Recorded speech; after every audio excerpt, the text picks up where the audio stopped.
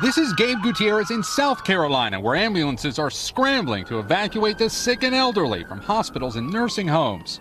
Today, patients were rushed out of this facility in Myrtle Beach, more than 1,700 medical evacuees across the state. This touching picture capturing the grueling journey to safety. It affects the elderly because, that they just don't have the means to be assisted.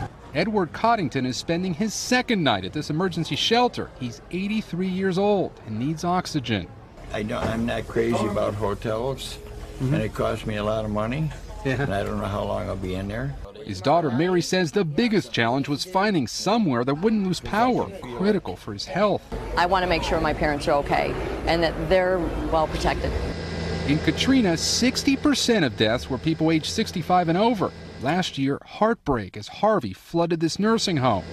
After Irma, a dozen elderly patients died at another facility in the stifling heat. So the emergency room has been busy already. The Conway Medical Center is staying open and has taken in patients from nearby Myrtle Beach. These industrial generators can power the hospital for up to 5 days. So we've been ordering for days now, preparing for the storm. We have about 30 to 60 days inventory on hand of supplies. But tonight, as Florence grinds toward the Carolina coast, the Department of Health and Human Services has declared a public health emergency. South Carolina's governor says more than 300,000 people have already evacuated. This emergency shelter is expecting hundreds more later tonight. Some are planning to be here for at least a week. Hey, NBC News fans, thanks for checking out our YouTube channel. Subscribe by clicking on that button down here and click on any of the videos over here to watch the latest interviews, show highlights, and digital exclusives. Thanks for watching.